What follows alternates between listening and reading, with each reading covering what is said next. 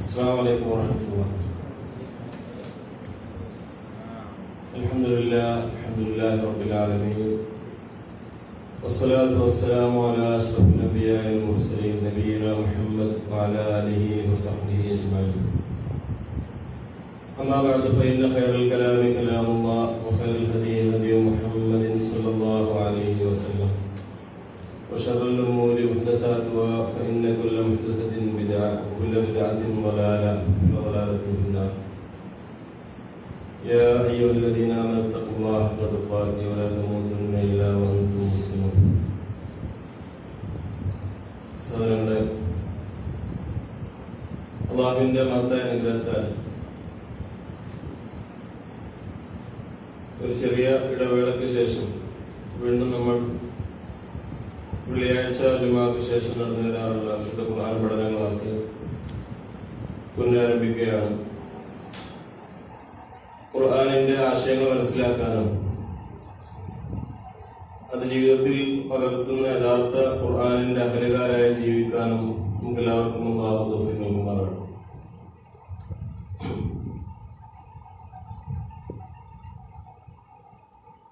സൂറത്ത് ഫുസ്സിലത്ത് 30-ാമത്തെ ആയത്ത് മുതൽ നമുക്ക് പഠിക്കാനുള്ളത്.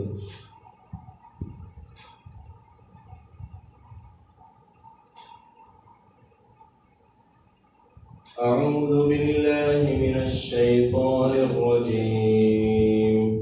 بسم الله الرحمن الرحيم. إن الذين قالوا ربنا الله ثم استقاموا تتنزل عليهم الملائكة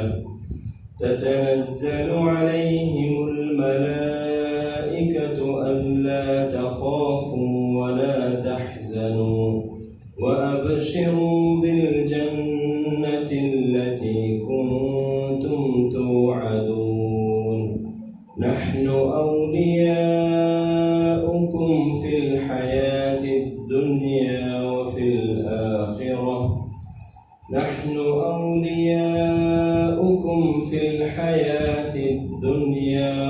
الآخرة ولكم فيها ما تشتهي أنفسكم ولكم فيها ما تدعون نزلا من غفور رحيم.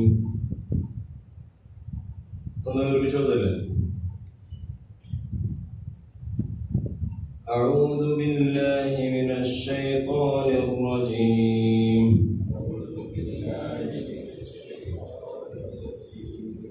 بسم الله الرحمن الرحيم. إن الذين قالوا ربنا الله ثم استقاموا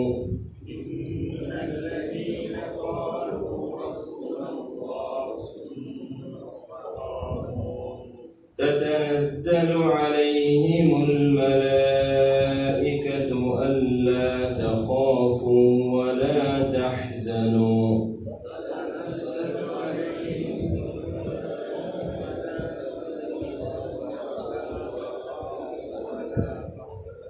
وأبشروا بالجنة التي كنتم توعدون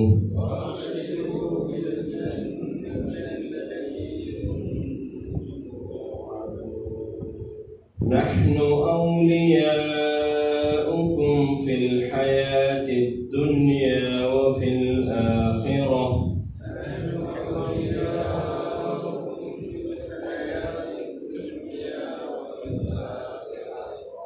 ولكم فيها ما تشتهي أنفسكم ولكم فيها ما تدعون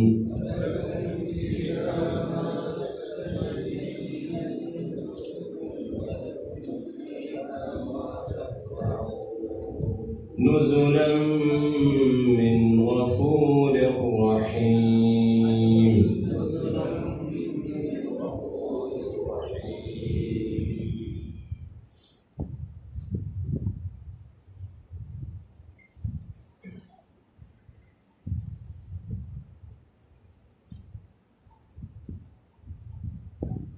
29 വരെയുള്ള ആയത്തുകളില് 25 മുതൽ 21 വരെയുള്ള ആയത്തുകളില് നമ്മള് കഴിഞ്ഞ ക്ലാസ്സുകളിൽ മനസ്സിലാക്കിയതുപോലെ വളരെ മോശപ്പെട്ട കൂട്ടുകാർ അല്ലെങ്കിൽ അള്ളാഹുവിന്റെ ഉത്ബോധനം വന്ന് കിട്ടിയതിനു ശേഷം അതിൽ നിന്ന് മനുഷ്യരെ തെറ്റിച്ചു കളയുന്ന കൂട്ടുകെട്ടുകള്, അങ്ങനെയുള്ള ആളുകൾക്കൊക്കെ വരുന്ന ദുർഗതികളെ കുറിച്ച് നമ്മൾ മനസ്സിലാക്കി. അവര് പരലോകത്തെത്തുമ്പോൾ ശത്രുക്കളായി മാറുന്നതും അതുപോലെ തന്നെ പരസ്പരം ശപിക്കുന്നതും വിദൂരമാക്കപ്പെട്ട അവസ്ഥയിലായിരുന്നെങ്കിലെന്ന് മോഹിക്കുന്നതുമല്ല.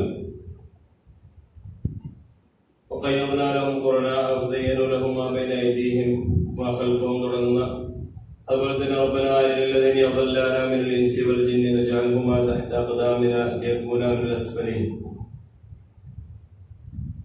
പോലെയുള്ള ആയത്തുകൾ ഞങ്ങളെ പേടിപ്പിച്ച ജിന്നിൽ നിന്നും ഇൻസിൽ നിന്നുമുള്ള ആളുകളെ ഞങ്ങൾ കാണുകയാണെങ്കിൽ ഞങ്ങൾ അവരെ ഈ കാലുകൊണ്ട് ചവിട്ടി താഴ്ത്തി അവരെ നിന്ദരാകാൻ ഞങ്ങൾ ആഗ്രഹിക്കുന്നു. അതുപോലെ തന്നെ ഖുർആൻ കേൾക്കുന്നതിൽ നിന്ന് അവര് ജനങ്ങളെ വിലക്കിയതിനെ കുറിച്ച് അതോട് ചേർത്ത് തന്നെ പറയാൻ കാരണം, വിശുദ്ധ ഖുർആനിന്റെ സന്ദേശം വന്നു കിട്ടിയതിനു ശേഷം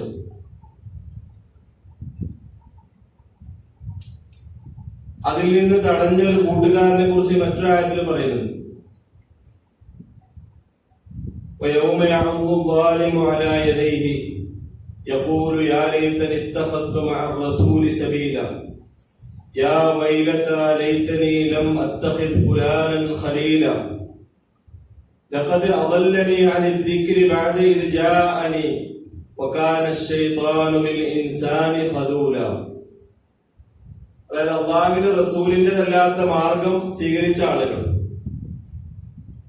അവര് വിരല് കടിച്ചിട്ട് ഖേദിച്ചുകൊണ്ട് പറയാണത്,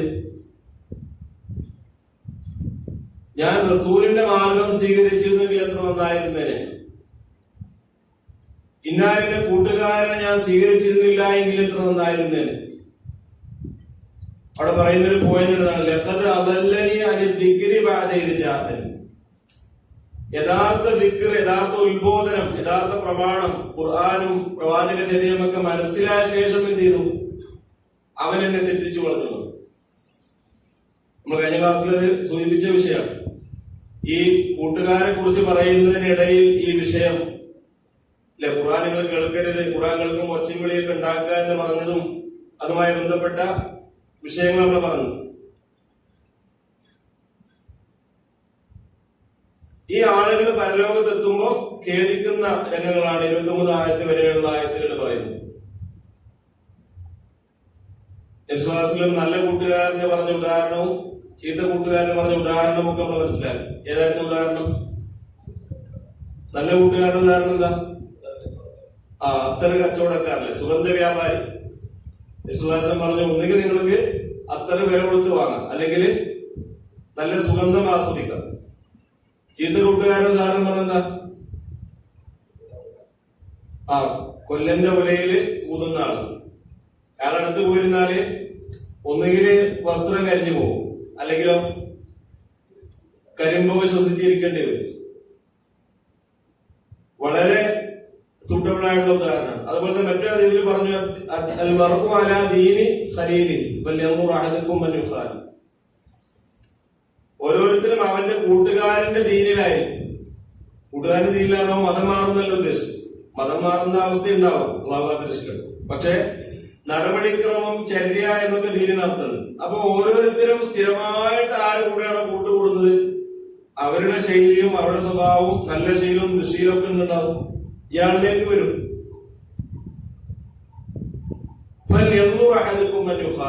ഓരോരുത്തരും നോക്കണം ആരാണ് കൂട്ടുകൂടുന്നത് എന്നുള്ളത്. അല്ല എങ്കിൽ ഈ ആയത്തിൽ പറഞ്ഞ അവസ്ഥ ഉണ്ട്, 29ാമത്തെ ആയത്തിൽ പറഞ്ഞ അവസ്ഥ ഉണ്ടാവും.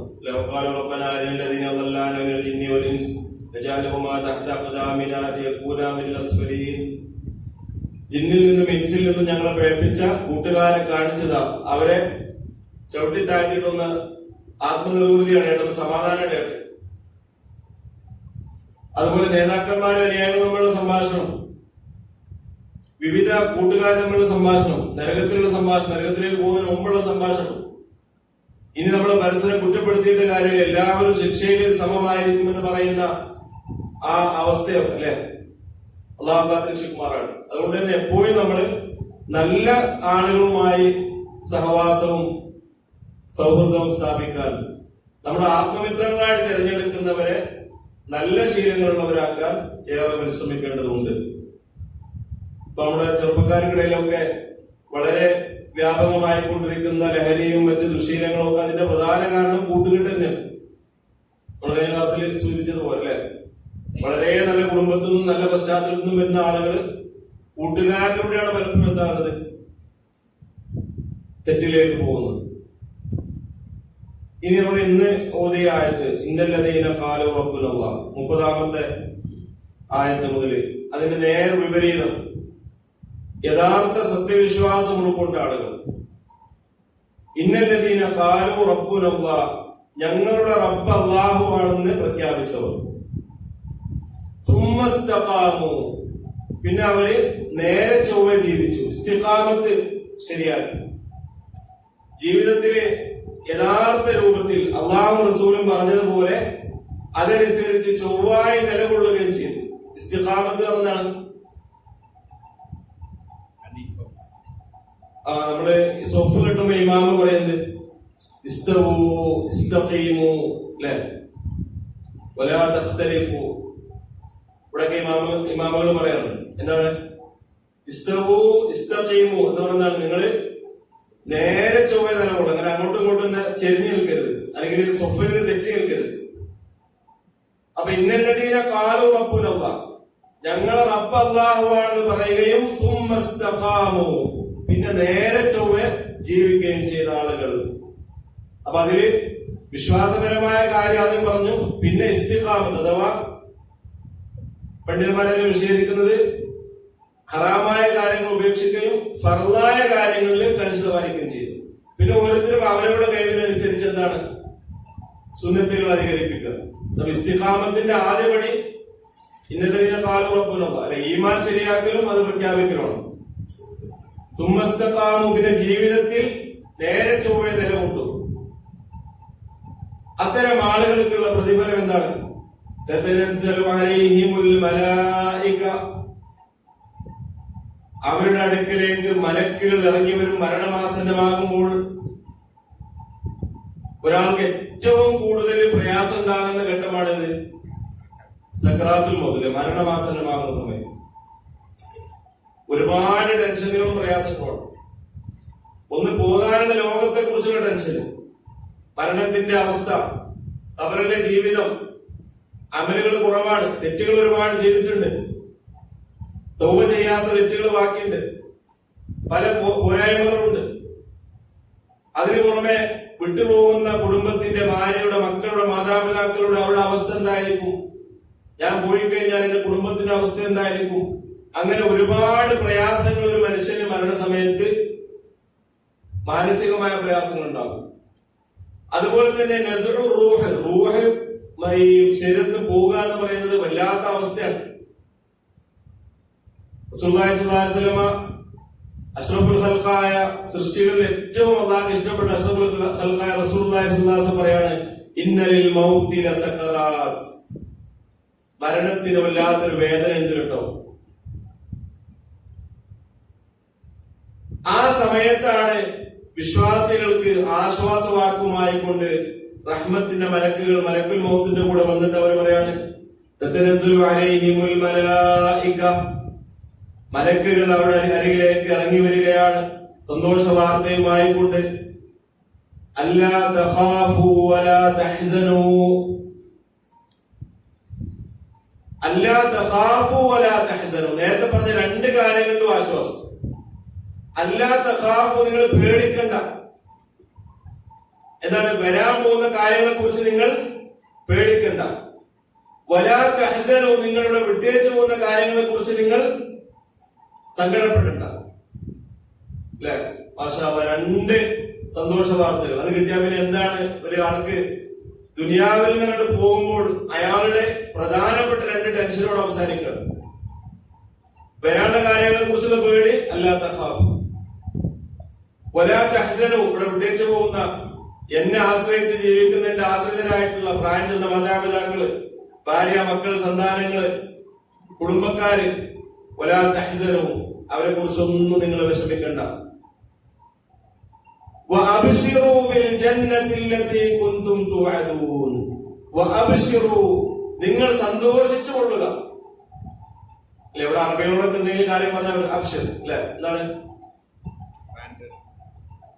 അബ്ശിർ എന്ന് പറഞ്ഞവരെ കഴിഞ്ഞ്, അത് വേറെ സംശയം, അത് അവർ ചെയ്തിരിക്കും, അല്ലെ. നമ്മൾ നോക്കാന്നൊക്കെ പറയുകയാണെങ്കിൽ എന്താണ്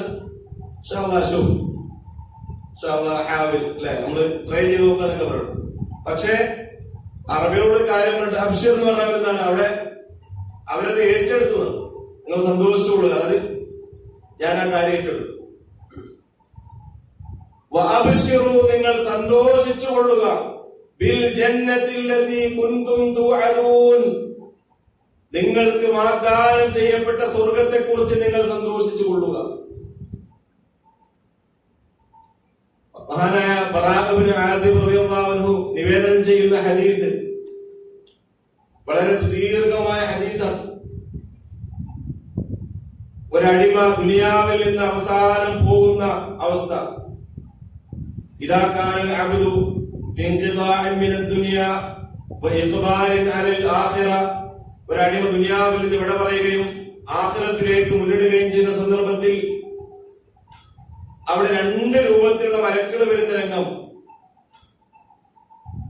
2 രൂപത്തിലുള്ള മരണം. അത് നബി സല്ലല്ലാഹു അലൈഹി വസല്ലം ഹദീസ് പറയുന്നത് മറ്റൊരു സഹാബിയുടെ ജനാസക്കിടയിലാണ്.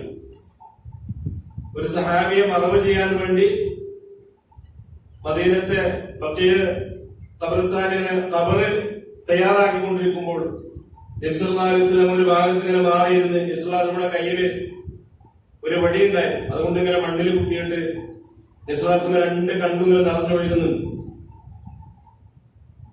നബി സല്ലല്ലാഹു അലൈഹി വസല്ലം സഹാബത്തോട് പറഞ്ഞു, യാ ഇഖ്വാനി ലിമിസ്ലി ഹാദാ ഫഅഇദ്ദു, എന്റെ സഹോദരങ്ങളെ, ഈ ദിവസത്തിന് വേണ്ടി നിങ്ങൾ ഒരുങ്ങണം. എന്നിട്ടാണ് ആ നീണ്ട ഹദീസ് പറയുന്നത്. ഇദാ കാനൽ അബ്ദു അൽ മുഅ്മിനു ഫി ഇൻഖിദാഇൻ മിനദ് ദുനിയാ വഇഖ്ബാലിൻ അലൽ ആഖിറ, മുഅ്മിനായ ഒരു മനുഷ്യൻ ദുനിയാവിൽ നിന്ന് യാത്ര പറയുകയും ആഖിറത്തിലേക്ക് മുന്നിടുകയും ചെയ്യുമ്പോൾ അള്ളാഹുവിന്റെ ഭാഗത്ത് നിന്നുള്ള സന്തോഷ വാർത്തയുമായ റഹ്മത്തിന്റെ മലക്കുകൾ അയാളുടെ അരികിലേക്ക് വരികയാണ്, മലക്കുൽ മൗത്തിന്റെ കൂടെ. അവരുടെ കയ്യിലുള്ളത് സ്വർഗീയമായ പട്ടുകൊണ്ടുള്ള കഫംപുടവകളാണ്, കാഫൂർ എന്ന സുഗന്ധമാണ്. അവരുടെ മുഖങ്ങളാകട്ടെ വളരെ സുമുഖന്മാരും കണ്ടാൽ തന്നെ സമാധാനം തോന്നുന്ന അവസ്ഥയിലുള്ളവരാണ്. മലക്കുൽ മൗത്തിന്റെ കൂടെ സഹചാരികളായിക്കൊണ്ട് മുഅ്മിനായ മനുഷ്യന്റെ അരികിലേക്ക് വരുന്ന മലക്കുകൾ ആ രൂപത്തിലുള്ളവരായിരിക്കും. എന്നിട്ട് അവർ പറയുന്നത് എന്താണ്? യാ അയ്യതുഹൻ നഫ്സുൽ മുത്മഇന്ന, സൂറത്ത് ഫജ്റിൽ പറഞ്ഞ ആയത്ത്, ഇർജിഇ ഇലാ റബ്ബികി റാദിയതൻ മർദിയ ഫദ്ഖുലി ഫീ ഇബാദി വദ്ഖുലി ജന്നതി. അയാൾക്ക് ഇഷ്ടപ്പെട്ട പേര് വിളിക്കുന്നതാണ്. അയാളുടെ ജീവിതത്തിൽ കേൾക്കാൻ ഏറ്റവും ഇഷ്ടപ്പെട്ട പേര് വിളിച്ചിട്ട് അയാളോട് പറയും, യാ അയ്യതുഹൻ നഫ്സു ത്വയ്യിബ. ഒരു ഹദീസിൽ കാണാം, ഏറ്റവും നല്ല ആത്മാവേ, നീ നല്ല ആത്മാവായിരുന്നു, നല്ല ശരീരത്തിലായിരുന്നു. അങ്ങനെ അയാളുടെ ചില നന്മകളെ കുറിച്ച് ഓർമ്മപ്പെടുത്തും. താങ്കൾ നന്മ ചെയ്യാൻ മുൻകടക്കുന്നവനായിരുന്നു, തിന്മകളിൽ നിന്ന് വിട്ടുനിൽക്കാൻ ശ്രമിക്കുന്നവനായിരുന്നു. അങ്ങനെ യേശുദാസൻ പറയാണ്, ഒരു വെള്ളത്തിന്റെ കൂജയിൽ നിന്ന് ഇങ്ങനെ വെള്ളം ഒഴുകുന്ന അത്ര സരളമായിക്കൊണ്ട്, അത്ര എളുപ്പത്തിൽ അവരെന്ത് ചെയ്യും, ആ റൂഹിനെ സ്വീകരിച്ചുകൊണ്ട് അവര് യാത്രയാകും. എന്നിരുന്നാലും മരണത്തിന് ഒരു വേദന ഉണ്ടാവും, അല്ലെ? ഏറ്റവും നല്ല ആത്മാവ് റസൂലുള്ളാഹി സ്വല്ലല്ലാഹു അലൈഹി വസല്ലം ആത്മാവല്ലേ? അതിനേക്കാളും നല്ല റൂഹ് വേറെ ആ നബിക്ക് പോലും സക്രാത്തുൽ മൗത്ത് ഉണ്ടായിട്ടുണ്ട്. എന്നിരുന്നാലും താരതമ്യേന ഏറ്റവും സരളമായ ഏറ്റവും എളുപ്പത്തിലാണ് ആ റൂഹിനെ അവർ സ്വീകരിക്കുന്നത്. അങ്ങനെ ഒന്നാം ആകാശത്തേക്ക് എത്തുമ്പോൾ ആ മലക്കുകൾ ചോദിക്കുകയാണ്, മാ ഹാദിഹി റൂഹു ത്വയ്യിബ, ഇതെന്ത് നല്ല ആത്മാവാണ്, ഇത് ആരുടെ ആത്മാവാണ്? അപ്പൊ ആ മലക്കുകൾ അയാൾക്ക് ഏറ്റവും ഇഷ്ടപ്പെട്ട പേര് പറയുന്നത് ഇന്നാലിനാളുടെ ആത്മാവാണ്. അപ്പൊ ആ മലക്കുകള് ആകാശവാതികൾ തുറന്നു കൊടുക്കും.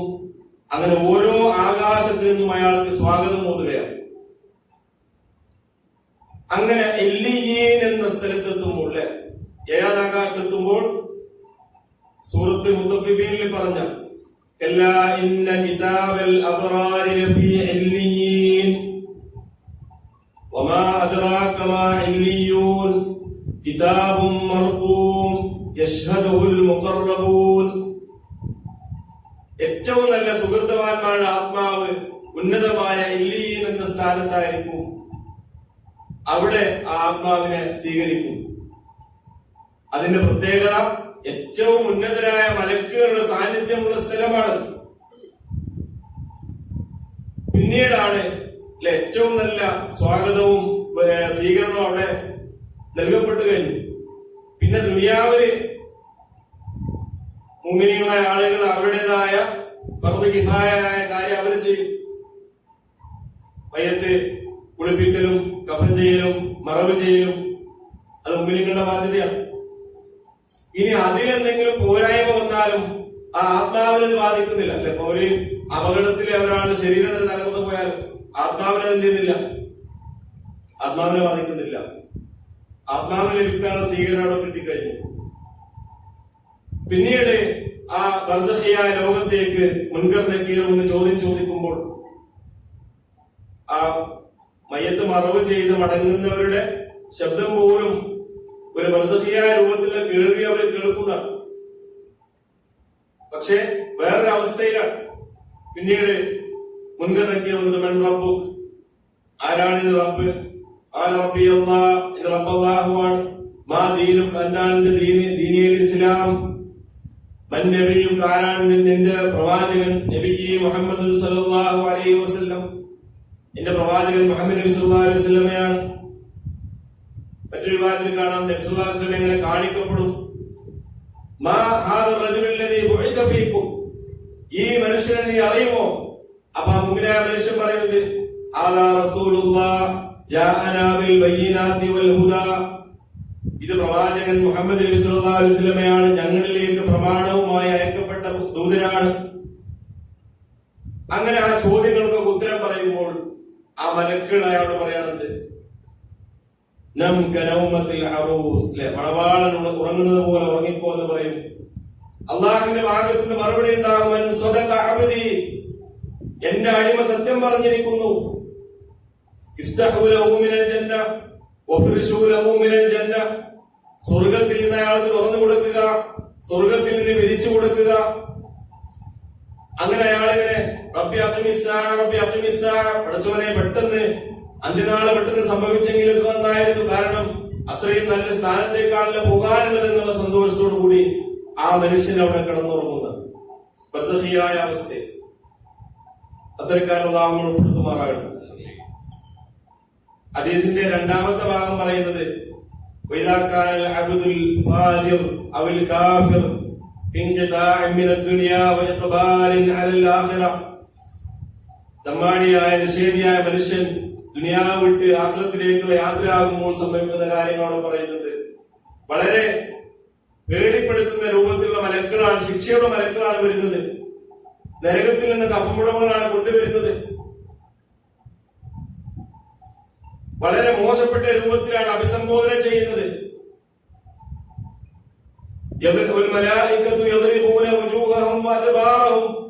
മുഖത്തും മുതുകത്തും അടിച്ചുകൊണ്ട് എന്താണ് അഖ്രിജൂ അൻഫുസകും അൽയൗമ തുജ്സൗന അദാബൽ ഹൂൻ ബിമാ കുന്തും തസ്തക്ബിറൂൻ, നിങ്ങൾ നിങ്ങളുടെ ആത്മാവിനെ പുറത്തെടുക്കുക. അവിടെ പറയപ്പെടുന്നത് എന്താണ്? യാ അയ്യുഹ റൂഹുൽ ഖബീസ, ഏറ്റവും മോശപ്പെട്ട ആത്മാവെന്നാണ് പറയപ്പെടുന്നത്. മാത്രമല്ല അതുമായിട്ട് ആകാശ ലോകത്തേക്ക് ചെല്ലുമ്പോൾ മലക്കുകൾ ചോദിക്കുകയാണ്, മാ ഹാദിഹി റൂഹുൽ ഖബീസ, ഇതെന്താണ് ഇത്ര മോശപ്പെട്ട ആത്മാവ്, ഇത്ര മോശപ്പെട്ട ആത്മാവ്. ഏറ്റവും മോശപ്പെട്ട പേര് പറഞ്ഞിട്ട് മലക്കുകൾ പറയും, ഇത് ഇന്നാലിന്ന ആളുടെ ആത്മാവാണ്. അപ്പൊ ആ ആകാശവാതിലുകൾ ആളുടെ മേൽ പൊട്ടിയടക്കപ്പെടുന്നു. എന്നുള്ള ആയത്തോതി ആകാശത്തിന്റെ കവാടങ്ങൾ തുറക്കപ്പെടൂല. ഇതിന് സിജ്ജീൻ എന്ന ഏറ്റവും താഴ്ന്ന സ്ഥാനത്തേക്ക് അതിനെ വലിച്ചെറിയും. ആ ഏറ് വളരെ ഭയാനകമായിരിക്കും.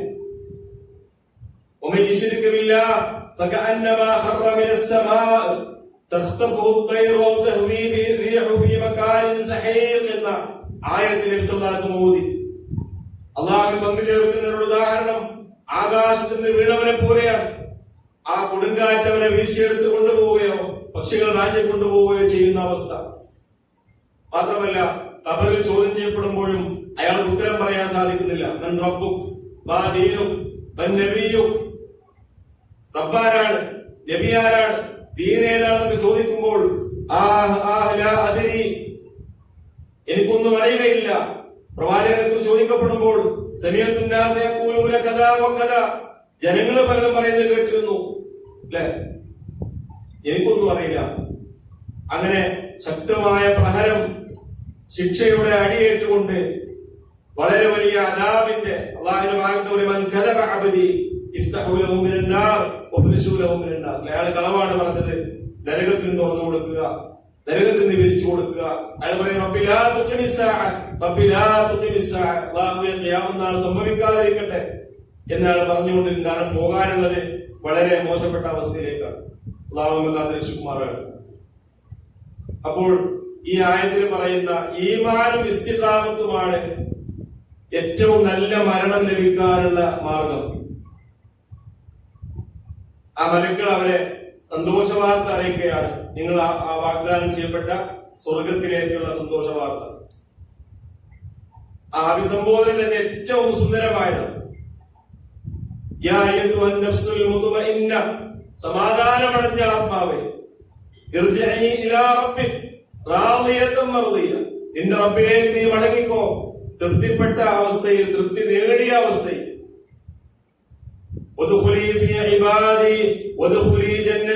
എന്റെ ഇഷ്ടദാസന്മാരുടെ കൂടെ സ്വർഗത്തിലേക്ക് പ്രവേശിച്ചുകൊള്ളുക. ഇത്ര നല്ല അഭിസംബോധനയാണ്. മാത്രമല്ല മലക്കുകൾ പറയുന്നത്,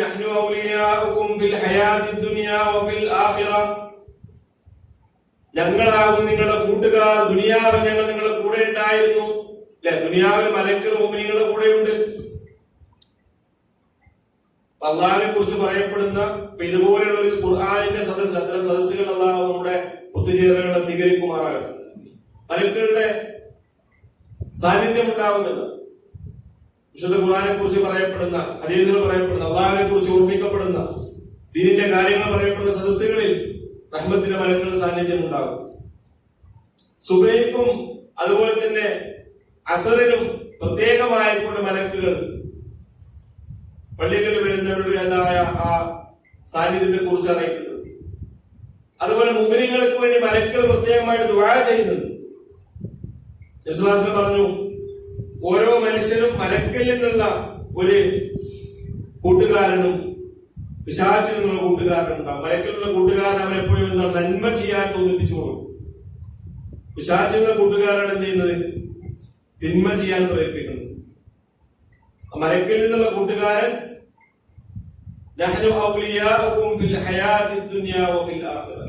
ദുനിയാവിൽ ഞങ്ങൾ നിങ്ങളുടെ കൂടെ ഉണ്ടായിരുന്നു, പരലോകത്തും ഞങ്ങൾ നിങ്ങളുടെ കൂടെ ഉണ്ടാകും. സൂറത്ത് ഖാഫിലും അതിനെ കുറിച്ച് പറയുന്നുണ്ട്. വലക്കും ഫീഹാ മാ തശ്തഹി അൻഫുസുകും വലക്കും ഫീഹാ മാ തദ്ദഊൻ. നിങ്ങളുടെ നഫ്സ് ആഗ്രഹിക്കുന്നതെല്ലാം ആ സ്വർഗത്തിൽ നിങ്ങൾക്കുണ്ട്. വലക്കും ഫീഹാ മാ തദ്ദഊൻ. നിങ്ങൾ ചോദിക്കുന്നതെല്ലാം അവിടെ നിങ്ങൾക്ക് നൽകപ്പെടും. ആവശ്യപ്പെടുന്ന എന്തും ആ സ്വർഗത്തിൽ നിങ്ങൾക്ക് ലഭിക്കുമെന്ന് സന്തോഷ വാർത്ത അറിയിക്കുന്നു. കാരണം എന്താ, നുസുലം മിൻ ഗഫൂരിർ റഹീം. അങ്ങേയറ്റം പൊറുക്കുന്നവനും കാരുണ്യവാനുമായ അള്ളാഹുവിന്റെ സൽക്കാരമാകുന്നു അത്. അല്ലെ, സൽക്കാരം എന്നാ പറഞ്ഞത്. ആ ഒരു പ്രയോഗം നമ്മൾ ശ്രദ്ധിക്കണം. നമ്മളൊരു ഈവന്റിന് ഒരു പാർട്ടിക്കൊക്കെ പോവുകയാണെങ്കിൽ അത് നടത്തുന്ന ആളെ കുറിച്ച് നമുക്കൊരു എക്സ്പെക്ടേഷൻ ഉണ്ടാവും അല്ലെ? നമ്മളെ കമ്പനിയിലെ ബോസ് നടത്തുന്ന പാർട്ടിയാണെങ്കിൽ നമ്മളെ കൂട്ടുകാരൻ നടത്തുന്നതിനേക്കാൾ ഒന്നുകൂടി ഉഷാറാകും. ആ നാട്ടിലെ ഒരു കാര്യപ്പെട്ട ഒരു ഭരണാധികാരി നടത്തുന്ന പാർട്ടിക്ക് പോകുന്നെങ്കിലോ നമ്മൾ ഒന്നും കൂടി എക്സ്പെക്ട് ചെയ്യും അല്ലെ? ഭയങ്കര ഉഷാറായിട്ടുള്ള പാർട്ടിയായിരിക്കും. ഇപ്പൊ ഇവിടെ സൗദി അറേബ്യയില് കിങ് സൽമാൻ നടത്തുന്ന ഒരു പാർട്ടിയാണെന്ന് നമ്മള് സങ്കല്പിക്കുക. അപ്പൊ അതിന് നമ്മൾ എക്സ്പെക്ടേഷൻ ഒന്നുകൂടി കൂടും അല്ലെ? അത് അത്രയും ഹൈ ലെവലിലുള്ള സൽക്കാരായിരിക്കും. ഇത് ആരുടെ സൽക്കാരമാണ്? നുസുലം മിൻ ഗഫൂരിർ റഹീം, അങ്ങേയറ്റം പൊറുക്കുന്നവനും കാരുണ്യവാനുമായ റബ്ബിന്റെ സൽക്കാരം. ഒരു ഹദീസിൽ കാണാം, മൻ ഗദാ ഇലൽ മസ്ജിദി ഔ റാഹ് അഅദ്ദല്ലാഹു ലഹു ഫിൽ ജന്നതി നുസുലൻ കുല്ലമാ ഗദാ ഔ റാഹ്. പ്രഭാതത്തിലോ പ്രദോഷത്തിലോ രാവിലെയോ വൈകുന്നേരത്തിലോ നന്നായിട്ട് വുളൂ ചെയ്ത ഒരാൾ പള്ളിയിലേക്ക് നടന്നു പോയാൽ ആ ഓരോ യാത്രക്കും സ്വർഗത്തിൽ ഒരു സൽക്കാരം അല്ലാഹു അവന് വേണ്ടി ഒരുക്കുന്ന, ഓരോ യാത്രക്കും സ്വർഗത്തിൽ പ്രത്യേകമായ സൽക്കാരം ഒരു പാർട്ടി അല്ലാഹു അവന് വേണ്ടി തയ്യാറാക്കും. നുസുലം മിൻ ഗഫൂരിർ റഹീം, കാരുണ്യവാനും റഹ്മാനുമായ റഹീമുമായ അല്ലാഹുവിന്റെ എന്താണ് സൽക്കാരമാണ്. അത് ലഭിക്കുന്ന സൗഭാഗ്യവാന്മാരെല്ലാം നമ്മൾ ഉൾപ്പെടുത്തുമാറാകട്ടെ. അതിനുള്ള മാർഗം ഈമാനും ഇസ്തിഖാമത്തും ശരിയാക്കുക. ഇന്നല്ലദീന ഖാലു റബ്ബുനല്ലാഹ്, ഞങ്ങളുടെ റബ്ബ് അല്ലാഹുവാണ്. അല്ലാഹുവിനെ റബ്ബായിക്കൊണ്ട്, ഖാലിഖായിക്കൊണ്ട്, റാസിഖായിക്കൊണ്ട്, ഇലാഹായിക്കൊണ്ട്, മഅബൂദായിക്കൊണ്ട് അംഗീകരിക്കുകയും അല്ലാഹുവിന് യാതൊന്നും പങ്കു ചേർക്കാതിരിക്കുകയും അവനെ മാത്രം ആരാധിക്കുകയും അവനെ മാത്രം വിളിച്ചു പ്രാർത്ഥിക്കുകയും അവനോട് മാത്രം സഹായം തേടുകയും ഇബാദത്തിന്റെ ഒരു അംശത്തിലും അല്ലാഹുവിൽ യാതൊന്നും പങ്കു ചേർക്കാതിരിക്കുകയും യഥാർത്ഥ ഈമാൻ ഉൾക്കൊള്ളുകയും തുമ്മസ്തഖാമു, പിന്നെ നേരെ ചൊവ്വ ചെയ്യുക. നേരത്തെ പറഞ്ഞ പോലെ ഫർളായ കാര്യങ്ങൾ, നമസ്കാരം, സകാത്ത്, നോമ്പ്, ഹജ്ജ്, അതുപോലെ തന്നെ നിർബന്ധ ബാധ്യതകൾ, അതിനാണ് നമ്മൾ കൂടുതൽ ശ്രദ്ധിക്കേണ്ടത്.